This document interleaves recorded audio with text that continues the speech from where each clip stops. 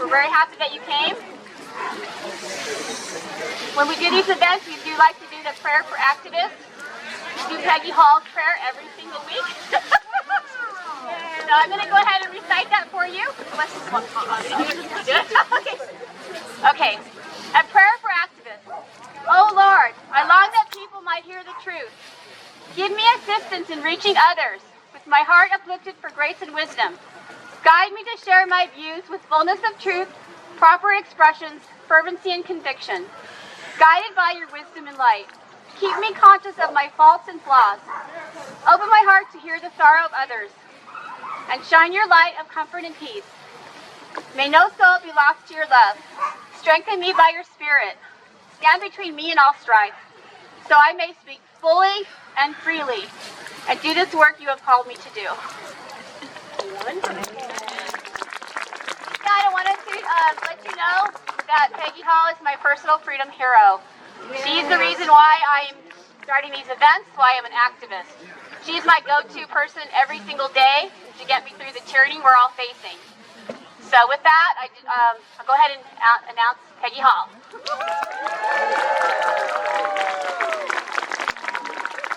Isn't Maureen awesome? Let's give her a whole round of applause. I am absolutely just stunned in the best way. Hey, that you guys are here. I see so many familiar faces, so many freedom fighters. How many of you have made sacrifices in this past year? How many of you have, well, yeah, I know, you're going to have to come in a little closer, I think. How many of you have made sacrifices in this last year? Yeah, I know. Some of you have been arrested. Some of you have lost your jobs. Some of you have lost your families. How many of you have lost friends? How many of you have gained friends? New friends? Yes, lots of them. New friends, important friends, right? Today is actually 1 year to the day that the governor, the alleged governor, the soon not to be governor of this state imposed an unlawful shutdown. I will never call it a lockdown. Lockdown is prison language. Is anybody here in prison? No. Do you have a key to your house? Can you leave your house? Yes. Never let the tyrants steal the language. It is a tyranny of language. They are using language such as the governor's mandate. Can a governor make a law? No. Can a mayor make a law? No. Can these policemen make a law? No. Can a health officer make a law? No. Can a store clerk make a law? No. And they are all trying to do so. This is the very definition of tyranny. Tyranny is using power without authority. Authority comes from God. Authority, that's right, come from we the people, absolutely. We are the only country that was formed and created by we the people. It is a republic, a constitutional republic of the public, of the people. When I finish my talk here, we're going to do another Pledge of Allegiance to the flag, and we're going to really think about what those words mean. Liberty and justice. What is liberty? What is liberty? Freedom. It is freedom to think, to speak, and to act without restraint. Now, obviously, we work and we conduct ourselves in a manner where we don't trample on other people's rights. You have rights that you are born with. These are inalienable rights. That means they may not be taken from you. A right is not a privilege. A privilege is something that can be taken from you. You have the right to life. Life requires oxygen. No law can ever be made to restrict your right to breathe. Period. All of this is unlawful, illegitimate, illegal, invalid, null, and void. So exactly 1 year ago, think back, it happened to be Friday. It was Friday the 13th. What an unlucky day. Now, I want to tell you what was happening to me. I was working at the community college, at Saddleback College, and I had a little bit of an insider's view because the president of that college was telling us in advance what was going to happen. Gee, almost like he had a crystal ball. Almost like he had been informed as to what was to come. Because this was right before our spring break. And he told us that instead of a 1-week spring break, we were going to have a 2-week spring break. And that we were not to return to school the following Monday. And there was a little inkling inside of me, I will just call it the Holy Spirit. And that was my discernment that told me, you are never coming back to this school. Did anybody have that discernment from the beginning going, this doesn't sound right? Something sounds fishy to me? Well, that's what happened to me. I cleaned out my classroom that day. I was the only one who cleaned out my classroom that day. I had bins and boxes of all of my materials and personal items, and I brought my car up to that classroom and I emptied it out. I knew that I was never returning, and I have not returned, and it's been exactly 1 year today. Earlier, in that time, as I say, it was Friday the 13th, my husband had the afternoon off. Do you guys remember what you were doing that day? It's kind of like one of those days locked in my mind in the day of history. And we happened to go for a late afternoon coffee. And as I started to flip through my Facebook feed, something came to me and I just made a big, you can make those big posts like with the colored background, and I put, life has been canceled until further notice. And I thought, well, that might be a little strong. And, in the early days, how many of you were like me, trying to just talk sense into people on Facebook? Like, have you ever thought about this or that? And then as the days went by, maybe you were sharing with them data and information and a very scary thing called facts, F-A-C-T-S. How many of you were shut down, were banned, were blocked, were unfriended, and all those other things? And as the days went on, I want to go back to that Friday the 13th. My husband and I don't have TV. We don't get a newspaper, and we don't watch a TV, and we don't have a radio. How many of you are the same, right? That's why we're here, because we have not had that mind manipulation. So we really didn't have any idea what was building up. We didn't know about this toilet paper shortage, and we didn't know about people doing, filling up their carts with groceries that they didn't need and all of that. So what happened is, we live across the street from Trader Joe's, and I actually have a neighbor who works at Trader Joe's.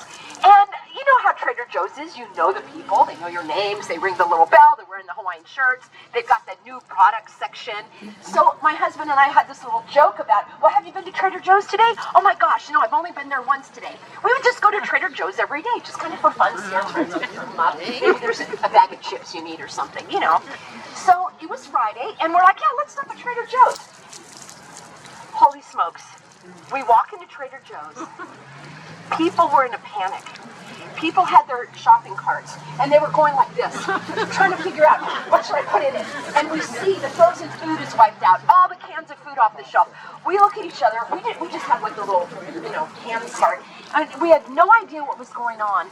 We looked at each other and said, we have got to get out of here right now. You know what we felt? Evil. We felt evil, and we felt fear. And that was imposed upon the people who bought into it because they didn't have the ability that you guys have, which is critical thinking. Now, you have the God-given ability to choose what's right for you. You get to wear the colors you want, the clothes that you want, the mask or the no mask, the eyeglasses, the sunglasses, the hat, the hoodie. This is your freedom, your individual liberty. No one has a right, no governor, no president, no health officer, no teacher, no store clerk, no university president has any authority to tell you what to do with your individual life as long as you are abiding by the law. They are trying to impose these artificial laws to make you think that they're laws. Now, I want to back up just a little bit. We got out of Trader Joe's. Actually, I want to back up quite a bit, about a week or two prior. As I said, I got a little bit of an insider's view working for this government school. How many of you work for the school or work for the government or have some kind of, maybe your kids are in school, you got a little bit of an inkling to this. Right before that spring break, The president sent us an email and said, you may not travel on your spring break. You are required to do a staycation and stay home. And if you travel outside of Orange County, you are required to report back to us where you traveled to. This was before any of this shut down. And I about blew my lid. I said to I slammed down that, whatever I could slam down after looking at the computer, and I said, he has no right to tell me that I have I cannot travel freely and that I have to report in as though I'm a child and he's my parent. Little did I know what was coming. You didn't have to report to anyone. No, and I didn't. Excuse me? I said it was recommended. You didn't have to report to anyone. There was no martial law. Yeah, absolutely. And the way that they impose these things were as they were required. It requires your own discernment and critical thinking, because all of that is intended to make you believe that it's required. These are the tyrannical approaches that these people in power are instituting upon us. There is no legal authority for your boss, for my boss, for your boss, to have anything to do with where you go on vacation, who you see, who you comport with, what you do, what you eat, who you speak to, or what you say. All of that is not only is it protected, but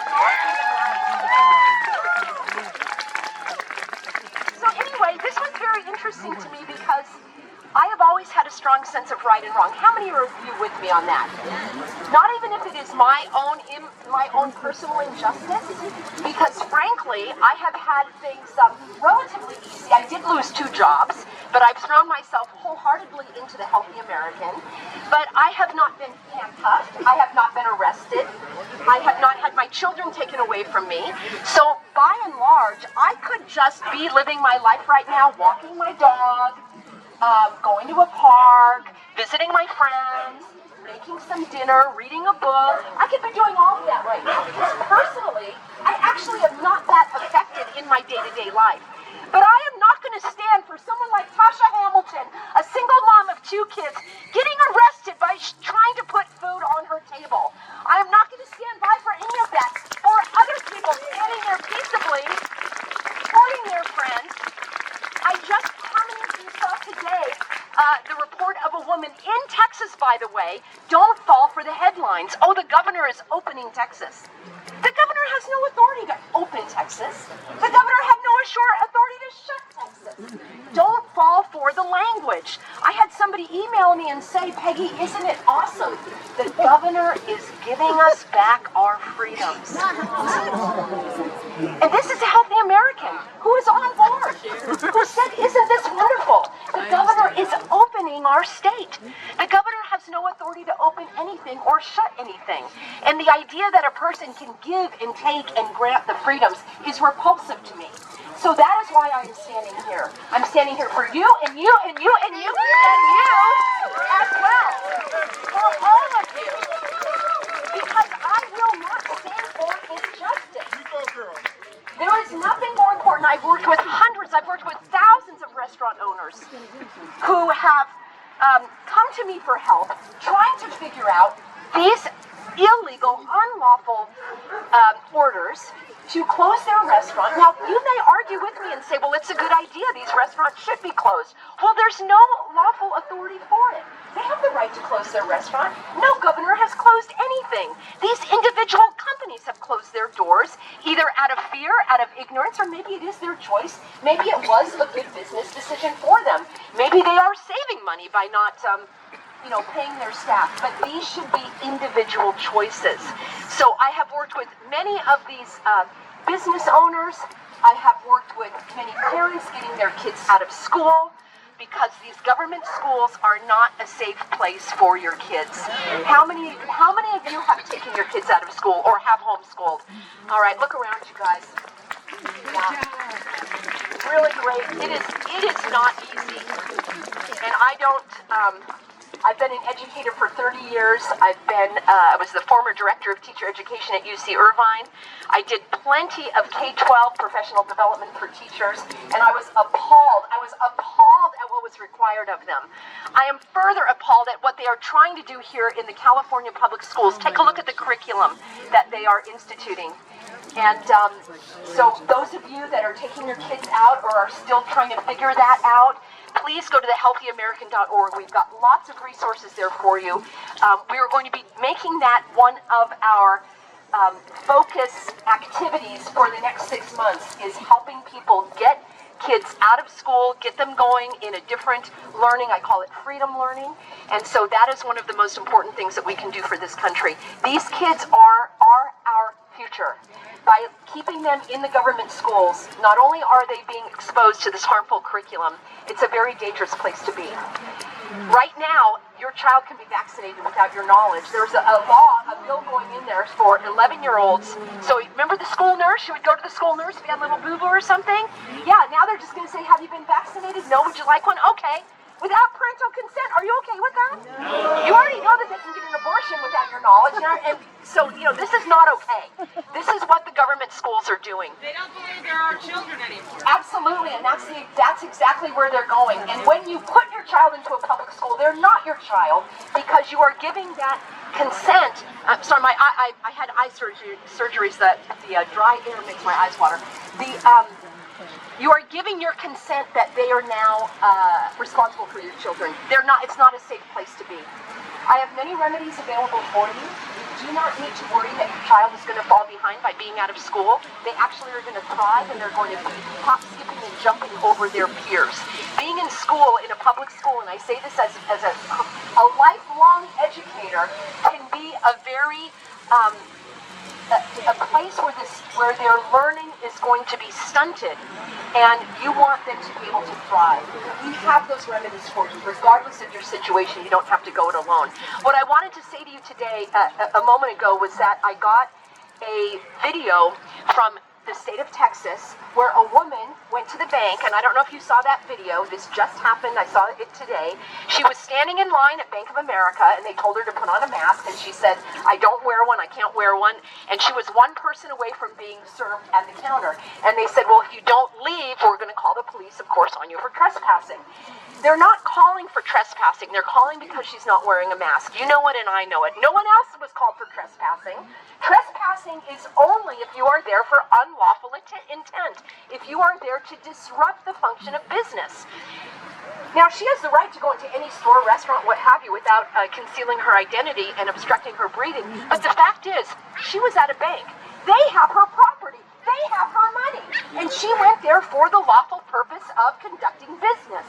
And she was one person away, and it was either a security guard. It's not clear whether it was a security guard or official law enforcement. And they said, if you don't leave, we are going to arrest you. You must leave now. So she starts leaving, and she had like a little purse on her, and somehow he grabbed the purse. What happened is she was tackled. She broke her foot in 3 places. An ambulance came. She never was charged with anything, although they are now threatening her, saying that a warrant is out for her arrest. This is in the state of Texas that is so-called open.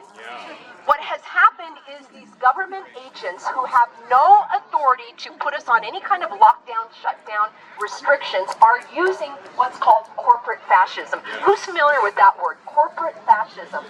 Fascism is when there is no other alternative. It is total control. And they are doing it through the corporations. The government knows now that we know that they cannot make a law. There is no law. Even the Governor Newsom's of this state has covered his rear end by saying, well, these are just guidelines. I never imposed anything. These are guidelines. So if it was to be taken to court, he would be correct in saying they are guidelines, and they cannot be enforced lawfully. So what they've done is they've kicked the can down the road, using that expression, and they've made these stores be the new law enforcement. Not only the new law enforcement, but our new legislative branch of government. There is only one branch of government that has the authority to create a law. What is that branch of government? The legislative branch. And that would be our Senate and our Assembly in the state of California. And of course, for the federal government, it's our Congress and our Senate. So let me just speak for a moment about that the federal state of affairs right now. No president has the authority to make a law. All of this masking and all of this stuff from the occupant in the White House has zero value or authority whatsoever. Further, The CDC has no authority to issue any orders, even though they've issued 2 of them. They have issued an order stating that a person cannot be evicted from their apartment because they haven't paid the rent. They have no authority to issue an order. They are not a legislative making body. All of this has to be brought to court. There is no authority from the CDC to tell you that you have to wear a mask on public transportation, period. That authority can only come from the Health and Human Services Secretary. Beyond that, no CDC law, no federal law has anything to do with you within your state. Our state laws are taking precedence here. Let me give you an example. They're trying to tell you that you have to wear a mask on a bus, for example. That is a federal law. First of all, there's no law. Secondly, the federal government only has authority over issues that are between states. So if there was a bus that went from California to Nevada, yes, they could, not the CDC, but the Secretary of Health could issue an order saying that you have to wear a mask on a bus between California and Nevada, because now that goes into the realm of a federal issue. Another federal issue would be doing with the United States and other countries. So somebody flying into the United States would be subject to the federal laws because they just entered the United States. Anything that goes on within the state has nothing to do with the federal government unless they are getting federal funds. So I want to be very clear on that. Do not fall for all of that hogwash. I'm on a roll, you guys.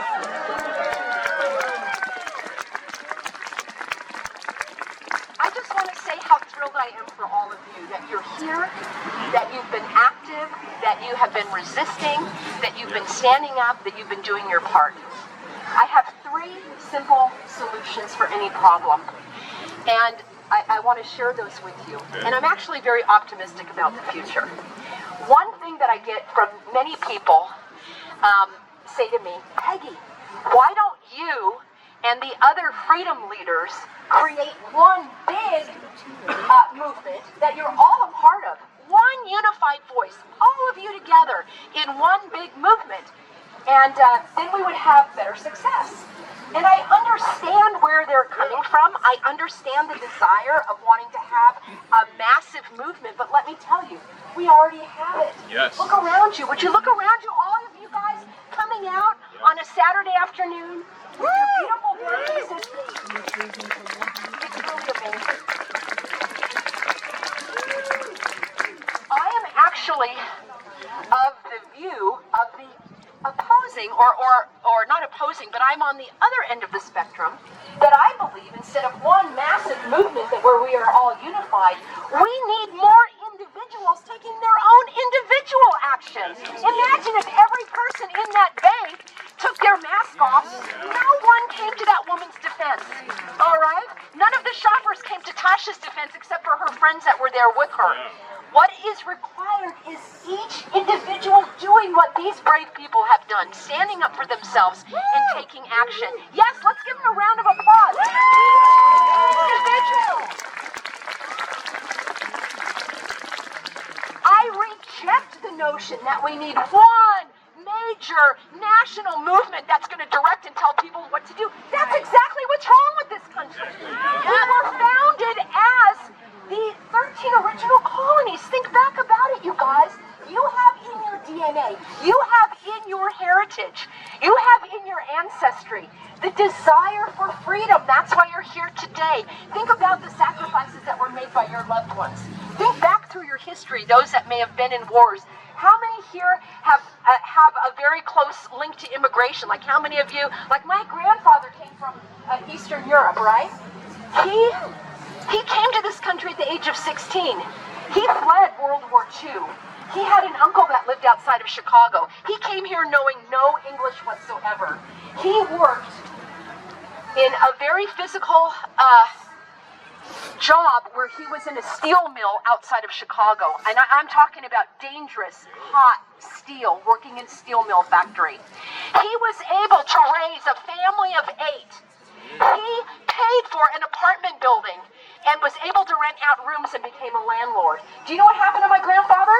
Do you know what happened in 19 1968 outside of Chicago, the government came and took his building, put a wrecking ball through it, and he saw with his own eyes everything that he had worked for be destroyed by the government after he had fled a communistic regime to come here for freedom. This is in 1968. How would you like that if the government came with a wrecking ball right through your home? They're doing it right now, right through your hearts, right through your freedom and liberty. I am never going to stop. I am doing this for my grandfather. I am never going to stop. And as I say, I could just go and walk my dog and cook food and read books. I don't need to, but we all need to be doing it. Every single one of us in our own way. I don't want you to fall to the idea of someone else is going to do it for you. If we only had a bigger movement, if we all were united under one banner. I understand that, but that's not how it works. That's not how this country was founded. Think back to the original 13 colonies. Do you know it took almost 200 years? Do you know the final state that joined the union of those 13 original colonies? Georgia. I was actually on a video call today on an interview. They were doing, you're going to love this, they were doing a protest outside of the CDC.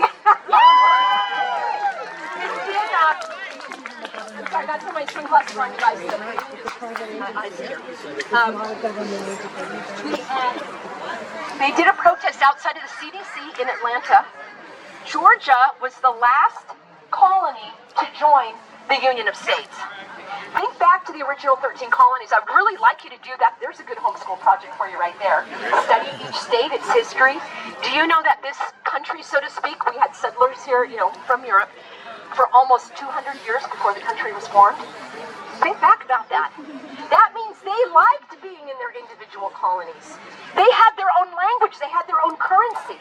I want to go back to those days. That's what I call the freedom living communities, where we're going to have our own doctors, our own schools, our own, organic farms, our own way of living, and you guys have the nexus of it right here. You have the beginning of it right here. Before you leave tonight, I would like each of you to get one or two people's phone numbers or text number that you can connect with again personally. These meetings are fantastic, and I really applaud Marinas has really taken this over and had it grow.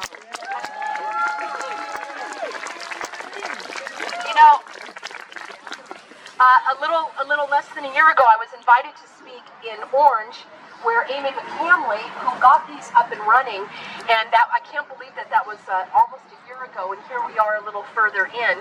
But the idea she had is exactly this. She said, they told me to close, they told me to stay away, I'm going to tell everybody to come. And that was her idea. She just put it out on Facebook. I'm going to be here at a park. Please come and join me. That's exactly what can be done, friends. I want you to make a new friend tonight, somebody that you didn't come with. I want you to literally go around. Raise a hand if you're willing to take a phone number from somebody. Look around. Look around, you guys. Look at somebody. Are you willing to take a phone number? Somebody new. Look around.